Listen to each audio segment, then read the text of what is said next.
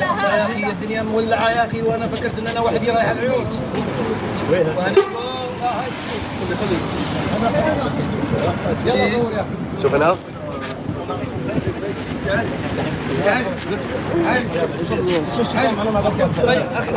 اسعد هات كيف ضربوا عندنا ايوه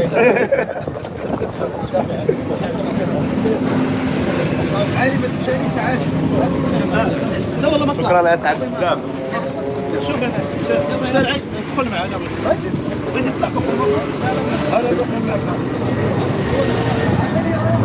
محاجز ثلاثة سير شوفوا هنا محاجز ثلاثة زي مزيانة. الله الله يلا عسى الملك دائما دائما دائما دائما. هذا مش ديالك؟ يلا احنا مغاربه كلشي ديالنا نقسموا كلشي.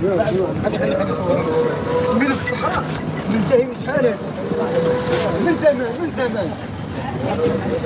انا الامور ها ماشي اطلع تطلع صور بقى اطلع اطلع اطلع. الله يعاونكم الله ينصركم. عونوا عونوا عونوا عونوا.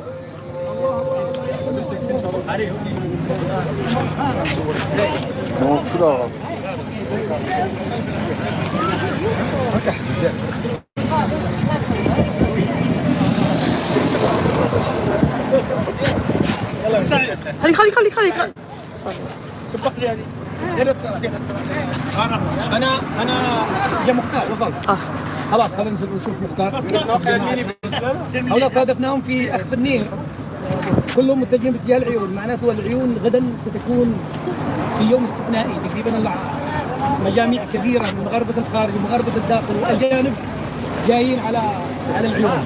يعني انتم امام لايفات ستكون نوعيه جدا جدا جدا من داخل العيون، وسنلتقي هناك بجميع انواع الاشياء التي لا تخطر على البال. الكل باتجاه العيون، مواقف في الطريق، حافلات من هذه مليانه، كلهم رايحين على العيون. وسيكون التواجد في العيون هذا العام له مذاق خاص. الله شوف له مذاق خاص جدا لن يتكرر. هذا ذكرى المسيره هذه السنه لها طعم ثاني ولها وقع ثاني ان شاء الله، وسنلتقي بالكل هناك ان شاء الله. خلينا نروح نشوف مختار. اعملها لي سيلفي، خليني اكلم نفسي. ايوه وينهم اين هم؟ داخل. حياك الله يا اخي، الله يحفظك، الله ينورك. نلتقي هناك ان شاء الله.